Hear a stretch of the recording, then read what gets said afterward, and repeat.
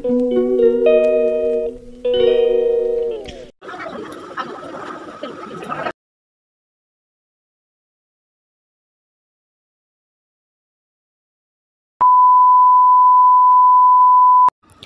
Friends, it's Pinki চ্যানেলে তোমাদের সবাইকে স্বাগত। আশা করি তোমরা ভালো আছো, আমিও খুব ভালো আছি।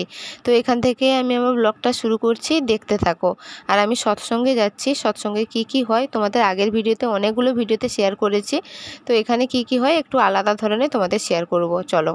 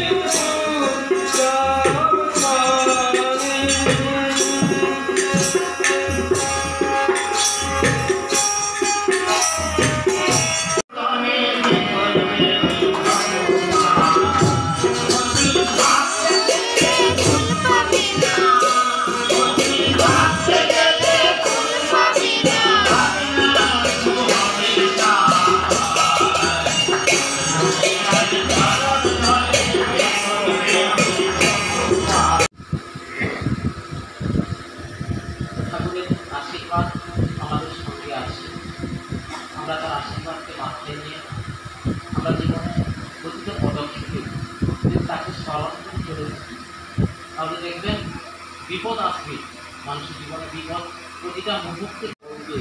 দেখে আমাকে পুরনো স্মৃতি মনে করে গেলেন, মানে নতুনরা প্যান্ট আমি চালিয়েছি, জামা চালিয়েছি, নার্সারিতে করতে যেতাম। এখনো পর্যন্ত তার সেই সাইকেল চালানো এখনও তার স্মৃতি এখনও আমার সেই স্মরণ রয়েছে। পাহাড় দিয়ে যেতে নতুন তার প্যান্টটাও আমি চালিয়েছি।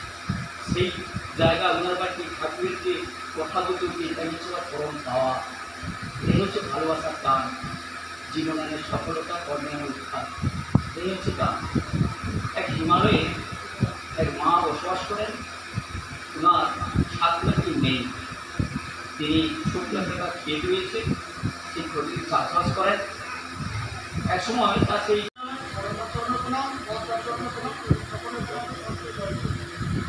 আমরা এখানে বলতে পেরেছি এরকম আনন্দ বা আজকে একটা বিশেষ দিন, আমার বন্ধুদের মেয়ের জন্মদিন। আনন্দ ব্যাপার আমাদের কাছে আমরা একটা পছন্দ করে মেয়েদের করতে পারলাম অন্য এরকম কিছু নেই। আমাদের দয়ার কথা প্রকাশ করতেই দয়া দয়া করতে আপনার দয়া কীভাবে কাজে লাগার জন্য সেটাও করতে হবে। আপনার কথা বলেছিলাম সবকিছু করলাম, কাজ করলাম এমন কাজ কিন্তু বাড়ি গিয়ে প্রতিটা বাড়িতে ঘোরা, ঠাকুর সম্বন্ধে জানা, ঠাকুর কীভাবে রাখতে হবে, এগিয়ে ঠাকুর সুস্থ থাকলে আমরা সুস্থ থাকবো। ঠাকুর যদি দম করে থাকে আর আমরা যদি ভালো জায়গায় থাকি, কোনোদিন আমরা সুস্থ হবো না, কোনোদিন সুস্থ হতে পারি না। ঠাকুরকে সবসময় ঠিক রাখতে হবে। এই শরীরটা হচ্ছে স্মৃতিগুলো বলছি, শরীরের নাম মহাশয়, যেমন দেহ শরীর সহজে। ঠাকুরকে যদি ঠিকঠাক না রাখি আমরা কি ঠিকঠাক থাকবো না। এই যে ঠাকুরের যে আমরা বলছি কথা, তারই কথা বলছি তো, তার কথা বলার কিছু নাই, প্রচুর কথা, ঠাকুরের কথা বলে শেষ হবে না। আমি একটা বেশি সময় নাই, ছোট কথা বলে তারপরে বললে আমি বিশ্বাস আর বস্তু দুই ভাই। তিনি ঠাকুরকে নিয়ে চলেন, ঠাকুরের নামগান করেন, ঠাকুরকে নিয়ে সমস্ত ঘোরাঘুরি করেন। তিনি ঠাকুরকে নিয়ে চলতে চলতে রাস্তায় গিয়ে সর্বপ্রথম ঠাকুরের নাম ছাড়া তিনি বোঝেন না। রাস্তায় যাচ্ছে, হঠাৎ একদিন দেখছে অনেক রাত্রি হয়ে গেছে, তিনি ফিরছেন। রাস্তায় গিয়ে দেখছে কোনো বাসের যোগাযোগ নেই, বন্ধ।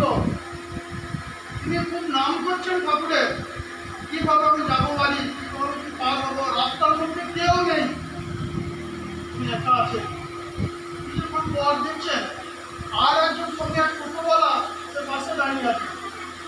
তিনি ওকে জিজ্ঞেস করতে পারছেন না, তিনি ওকে জিজ্ঞেস করতে পারছেন না কীভাবে যাবেন। কিছুক্ষণ পর সাহস করে তিনি জিজ্ঞেস করলেন, মা আরে দাদা আপনি যাবেন এই রাস্তা থেকে? হ্যাঁ যাবো। কোথায় যাবেন? তাহলে অমুক জায়গায় যাবো। তাহলে সে বাড়ি পার হয়ে যাবো আমি।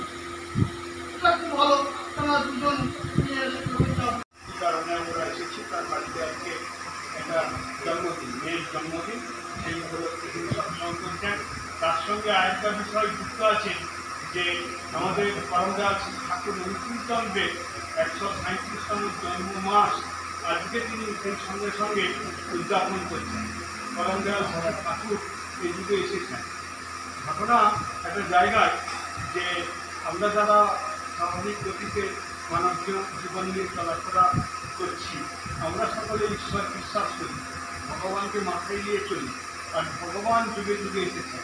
কিন্তু কথাটা হচ্ছে আজকে আমরা বহুভাবে, বহু সম্প্রদায়, বহু দল, বহুভাবে চলাফেরা করার চেষ্টা করছি, কিন্তু ঈশ্বর এক এবং অদ্বিতীয়। এইটা আমাদের জীবনে ঘুরতে অনেক সমস্যা হয়, মানে পূর্ববর্তীতে অধিকার একটা কথা নিবেদন করছি, সেটা একটু দয়া করে ভাববেন। যেটা হচ্ছে এটা সৎসঙ্গে আমরা সকলে মিলিত হয়েছি। এখান থেকে যে যার মতো করে আমরা উঠে চলে যাচ্ছি। এটা কোনো সৎসঙ্গের শিষ্টাচার না। এত বছর ধরে আমরা সৎসঙ্গ করলাম, এত অধিবেশন ফেলেছি, আমরা এটাকে উঠে চলে যাচ্ছি কি করে? এখানে ঠাকুর আছেন, তাহলে তাকে অবজ্ঞা করলাম না। সেই জন্য যিনি পরিচালনা করুন বা যিনি ভিত্তিক থাকুন বা নেই থাকুন, যদি পান্ডিধারী পরিবেশ থাকুন, যদি কোনো সবসময় নিজেরাও বসে থাকি সেখানে যিনি বয়োজ্যেষ্ঠ বলে তারা একটু মাইনাস করতে যাচ্ছি, এরকম করতে হবে। এক নম্বর। ২ নম্বর কথা হচ্ছে, আমি এখানে প্রণালী প্লেটটা 4টা দিতে বলেছিলাম, চিৎকার করলাম, কেউ কিন্তু আমার কথা শুনল না। 3টা প্লেট সাজানো হলো। প্রথমে ধরে তো ইতিপূর্বে 3টা প্লেট কখনো সাজানো হয়নি, আজকে তো আমি ভুল হচ্ছে। আমি কিন্তু বলেছি যে 4টা প্লেট বসানো হতো।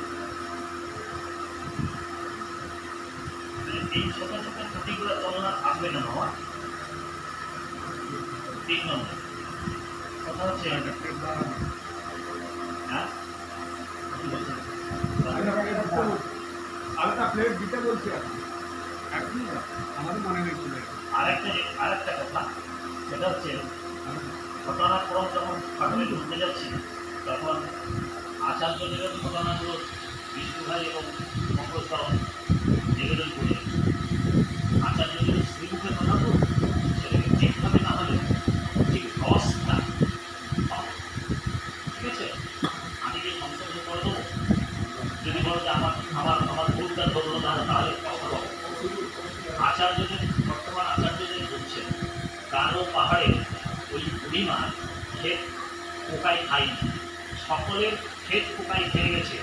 এ ঠাকুরকে ডাকছে, ঠাকুর আমার যদি ক্ষেত চলে যায় তাহলে আমি খাবো কি, আমার তো কেউ নেই। কঠোরভাবে তার চোখে চলে যাচ্ছে। একদিন ঠাকুর সেখানে নিজের সত্যটিকে উপস্থিত হয়ে ওই লঙ্ঘন নিয়ে মাছ ক্ষেতটা দিয়েছে। তারপরে দেখা গেল সব পোকা খেয়ে গেল, ওই মায়ের ক্ষেত আর পোকা নষ্ট করে দিল। ঠিক আছে, এবারে মঙ্গলটা যেটা বললেন, ওই মেয়েটা শপিং মলে কাজ করতে, সেদিন রাত্র অধিক হয়ে গেছে, ও ভয়ে ভয়ে ঠাকুরকে ডেকে ডেকে যাচ্ছে। আর ওই ঘটনাটা যেটা বললেন অতবলা দীক্ষা নেয়নি, সে দেখছে দুজন, আর বিয়ে তাকে ডাকছে তো ঠাকুরগণ সেখানে তাকে সামনে দিয়েছে, রক্ষা করছে। ঠিক আছে, অরুণ দা তিনি ওটা মানে যেখান থেকে তিনি দিয়েছেন ঠিক দিয়েছেন। আমার প্রশ্ন আছে বুঝতে পারি যে গীতার প্রথম শ্লোকই হচ্ছে ধর্মক্ষেত্রে কুরুক্ষেত্রে সমবেত যুযুৎসব মামকা পাণ্ডবস্যৈব কিং কুর্বন্তি সঞ্জয়। ধৃতরাষ্ট্র জিজ্ঞাসা করছে, অরুণদা যেটা বোঝাতে চাইছেন, চতুর্থ খণ্ডে যখন যুদ্ধযুদ্ধ হতে চাইছে সেখানে ওই অর্জুন ধনুর্বাণটা সকালে দিয়েছে যে আমার সারা সম্পত্তি শত্রুদের আমি কী করে হত্যা করবো, এই দুর্বলতা এসেছে সেই জায়গাটা, সেটা হচ্ছে চতুর্থ খণ্ড, চতুর্থ অধ্যায়। অতএব প্রথম শ্লোক এটা আমি বোঝাতে পারলাম না, বলে আমাকে বলতে দিন। আরে বলছেন তো, কিন্তু এখানে অধিষ্ঠিত বলে গীতা পণ্ডিত যদি থাকে তাহলে অপমানটা আপনাদের ঘরে ঘরে করে যে ঠাকুরের লোক মিথ্যা কথা বলে। তার প্রথম শ্লোক এইটা, সেখানে তাই তিনি বললেন বত্রিশত জাগ্রত প্রাপ্য বরান নিবোধত ওঠো জাগো, তুমি ক্ষত্রিয়, তুমি যুদ্ধ করো, এ জীবনে তুমি সমর্পিত প্রাণ, তুমি আমার কাছে এসেছো ধর্ম সংস্থাপনার্থায়, তুমি এসেছো আমার ধর্ম সংস্থাপনের জন্য আমার কর্ম করবে বলে। ঠিক তেমনি করে আজকে যারা দীক্ষা দিয়েছি আমরা এই কলিযুগেও দাঁড়িয়ে, আজকে আমরা যে আজকে তার চরণে এসেছি তার কর্মটা সম্পাদন করবার জন্য, এমনি এমনি আমরা তার কাছে চলে যাইনি, সবই পূর্ব নির্ধারিত, সবই পূর্ব নির্ধারিত। আমরা তার চরণে আসবো, তার এই কাজ করবো, কিন্তু এসে তার চরণে এসে যদি আমি আবার দেখে বসি, মানে আমার চলাটা, পথটা, চিন্তাটা, ভাবনাটা যদি ইষ্টকে ছেড়ে হয়, তাহলে আবার আমি সঠিক হয়ে যাব, মানে পড়ে যাব, ঈশ্বরের কথা দেখা হবে না, যাওয়া হবে না। আজকে তিনি তো আমাদের রক্ষা করে দিয়েছেন আচার্য পরম্পরা দিয়ে, চাই বিশ্বাস। Bhagalpur university vice chancellor doctor R C. Sinha বহু আগে কথা বলছেন। এখানেই সৎসঙ্গটা শেষ হয়েছে, তারপর বাড়ি আসার পথে তারা ছিল, আমরা চলে এসেছি, এদের সাথে কথা বলছি। দেখো ডিম তাদের খাড়া দুটো সিং তারা টিমা টিম কিনিস দেখা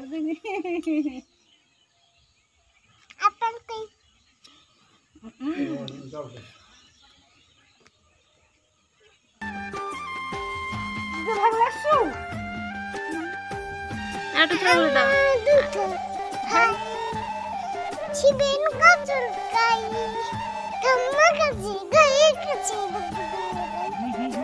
একে করতে করতে কি মোটু বাবা ঝুটু খাই আর একটা ছোড়া বলে দাও। মাল খাদা আর একটা ছোড়া বলো। বাবা আর ঝুটু একটা ছোড়া তোমার নাম কি বলো? বলো আমার নাম। তোমার নাম কি বলো? বলে দাও ভালো করে বলো আমার নাম। হুম এরকম বলো। বোকা। সুমন মাইতি তোমার বাবার নাম। তোমার তোমার নাম নাম কি? সৌমি। সৌমি? হ্যাঁ। বি মাইতি বাড়ি চলে এসেছি, এর বক্তব্য দেখো একটা কি বলছে বোঝাই যাচ্ছে না। আমি আসার সাথে সাথে বাইরে বেরিয়ে পড়েছি, আমি বলছি কি বলছিস বল। ঘরের ভিতরে ডেকে নিয়ে এলো, তাকে কি বলছিল মুখে মুখে একটা কি বলছো, কি বলছো মনে এটা হ্যাঁ কিছু নিয়ে আসেনি।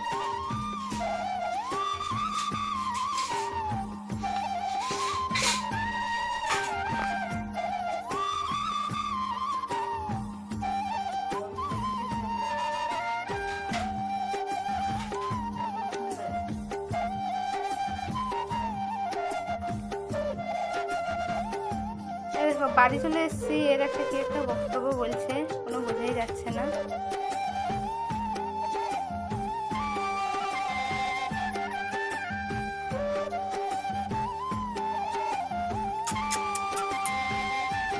কিউট বেবি, কিউট বেবি, কি হয়েছে দেখাচ্ছি, কি হয়েছে, কি হয়েছে এটা দেখা যায়, বসিয়ে দেবো, কি হয়েছে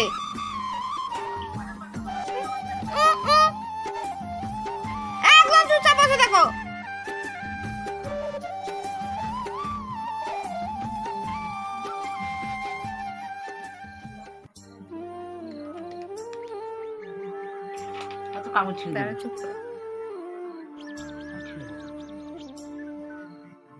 তো ভিডিওটার কন্টিনিউ করলাম না। সবাই ভালো থাকো, সুস্থ থাকো, সাবধানে থাকো। দেখা হচ্ছে নেক্সট কোনো নতুন এক ব্লগে।